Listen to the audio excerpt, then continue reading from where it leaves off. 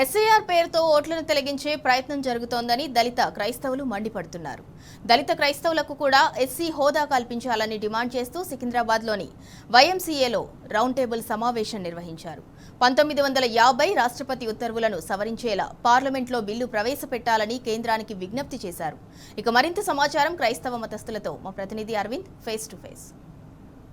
దళిత క్రైస్తవ ఎస్సీలో కూడా ఎస్సీ హోదా కల్పించాలంటూ కూడా సికింద్రాబాద్లోని వైఎంసీఏలో కూడా రౌండ్ టేబుల్ సమావేశం నిర్వహించింది. కేవలం ఎస్ఐఆర్ ప్రక్రియ మాత్రం అటు క్రిస్టియన్స్ ఓట్ల తొలగించే పద్ధతిలో కూడా వాళ్ళు ఉన్నారంటూ కూడా వీళ్ళు ఆవేదన వ్యక్తం చేస్తున్నారు. మనతోని బిషప్ జాకబ్ గారు ఉన్నారు, వారిని అడిగి తెలుసుకుందాం. సార్, ప్రధానమైన దీని డిమాండ్ ఏంటి సార్? రౌండ్ టేబుల్ డిమాండ్ ఏంటి? అసలు మీరు ఏం కోరుకుంటున్నారు కేంద్ర రాష్ట్ర ప్రభుత్వాలు? దళిత క్రిస్టియన్ యొక్క రిజర్వేషన్ మేము కోరుకుంటున్నాం. దళిత క్రిస్టియన్స్ ఎవరైతే ఉన్నారో వాళ్ళకి ఎస్సీ హోదాని వాళ్ళు తిరిగి ఇవ్వాల్సిందిగా కోరుతున్నాం. ఆర్టికల్ 1950 పార్ట్ 3 ఏదైతే ఉందో అది ప్రతి ఒక్కరికి అది వర్తింపజేయాలని చెప్పేసి మేము కోరుకుంటున్నాం. క్రైస్తవులకు ఆపేశారు. 1956లో ఇచ్చారు, తర్వాత 2000లో ఇచ్చారు, 1990లో ఇచ్చారు. ఇవన్నీ కూడా ఇచ్చుకుంటూ పోతూ ఎన్ని రిప్రజెంటేషన్స్ ఇచ్చినా మరి దళిత క్రైస్తవులని అలాగే ఉన్నారు. వాళ్ళు చదువుకున్నారని, క్రిస్టియన్స్ అయ్యారని, వారికి ఉన్నటువంటి సామాజిక హోదా కావచ్చు, వాళ్ళకి సమాజంలో జరిగేటువంటి అవమానాలు కావచ్చు, అవి తగ్గలేదు. ఇప్పుడు వరకు కూడా కంటిన్యూ అవుతూనే ఉన్నాయి. వాటన్నిటినీ అధిగమించాలి అనేటువంటి డాక్టర్ బిఆర్ అంబేద్కర్ గారు రాసినటువంటి ఆ రాజ్యాంగంలో ఉన్నటువంటి ప్రతి హక్కు కూడా ప్రాథమిక హక్కుగా దాన్ని భావించి మాకు కూడా ఏదైతే ఎస్సీ దళిత క్రిస్టియన్స్ ఉన్నారో వారందరికీ కూడా ఎస్సీ హోదా కల్పించి అందరికీ న్యాయం చేయాలనేటువంటిది మా డిమాండ్. దీని మీద అందరం కలిసి అన్ని డినామినేషన్స్, అన్ని వర్గాలు కలిసి అందరం కూడా ఏకదాటి మీదకి వచ్చి ఈనాడు తెలంగాణ రాష్ట్ర జాయింట్ యాక్షన్ కమిటీగా క్రిస్టియన్ జాయింట్ యాక్షన్గా తయారైనాం. ఇది భవిష్యత్తు రోజుల్లో దీన్ని పోరాడి దీన్ని సాధించుకుంటాం. తెలంగాణ గడ్డ పోరాటాల పట్టిమకు మనకు పేరున్నది కనుక అలాగే పోరాడి దీన్ని సాధించుకుంటాం అని చెప్పేసి మేము మనవి చేస్తున్నాం. Thank you very much. Sir, ప్రధానంగా ఎస్ఆర్ ప్రక్రియ విభాగం ఎలా ఉందంటే క్రిస్టియన్ ఓట్లు తీసేసే విధంగా అంటూ కూడా ఇటీవల ఆరోపణలు వస్తున్నాయి. అది ఎంతవరకు వాస్తవం? నిజంగానే క్రిస్టియన్స్ సంబంధించిన ఓట్లు కూడా తొలగించే పద్ధతిలో ఉన్నారంటారా సార్?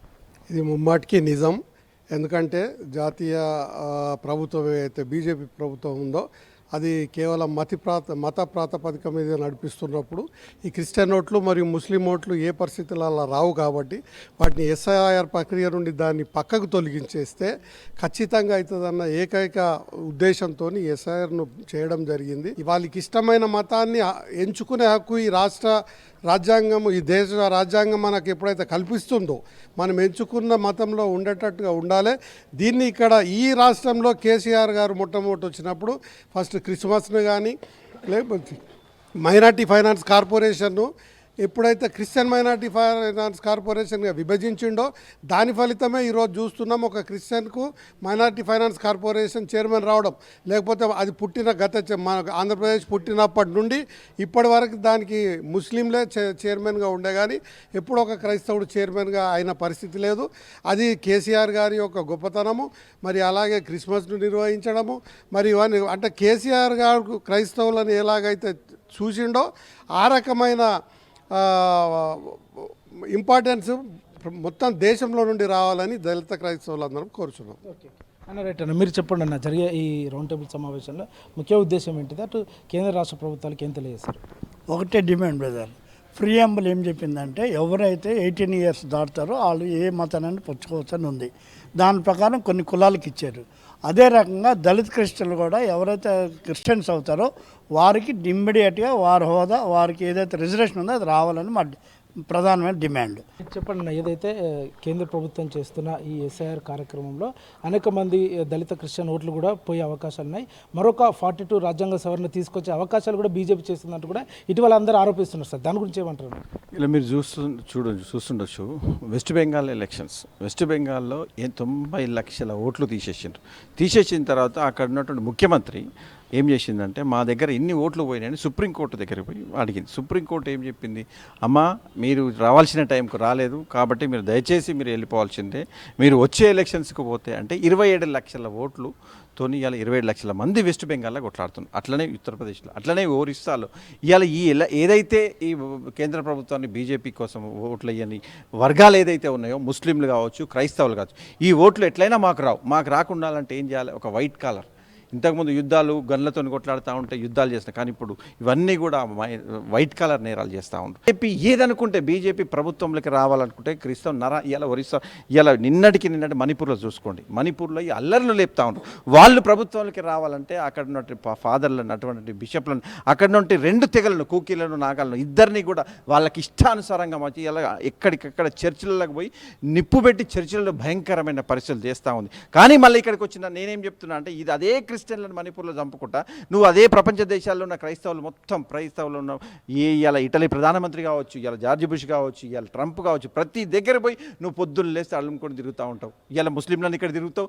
ఇలా అదే ఏరోప్లేన్ నుంచి బయటికి ఈయన బోయింగ్ నుంచి బయటికి రాకముందే సౌదీ అరేబియా ముఖ్యమంత్రి ఈ చేతులు ఇంత కౌగులించుకుంటూ పోయి అక్కడ పోయి ముస్లింలతో మాట్లాడదు. అదేవిధంగా ఇక్కడ క్రైస్తవులు చెప్తే ఇజ్రాయెల్కి పోయి ఇజ్రాయెల్ టెక్నాలజీ వాడతావు. ఇలా నేనేం అడుగుతున్నా అంటే మేము ఏ మతాన్ని కూడా అగౌరవిస్తలేము. మేము ఇలా తెలంగాణలో ఏ పార్టీ కూడా క్రైస్తవులకు అఫీషియల్గా పార్టీ మద్దతు ఇవ్వలేదు.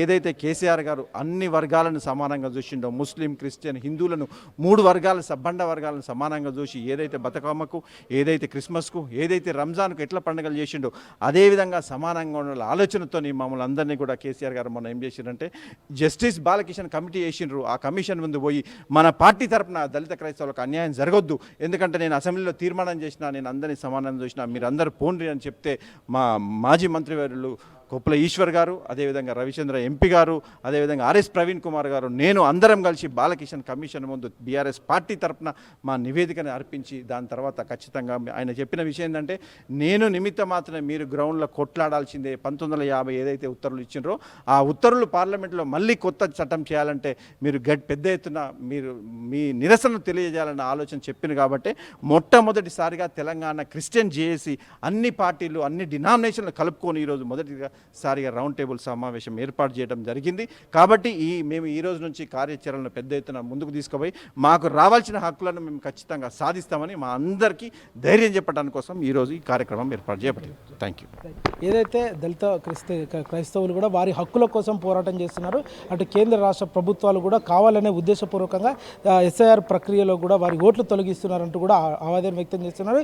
ఈ పరిస్థితి కాక ఇలా కొనసాగితే అటు రాష్ట్ర వ్యాప్తంగా, దేశవ్యాప్తంగా కూడా ఇప్పటికే నిరసన వ్యక్తం చేస్తామంటూ కూడా వాళ్ళు డిమాండ్ చేస్తున్నారు. Video journalist Vamshitha Aravind, T news, Hyderabad.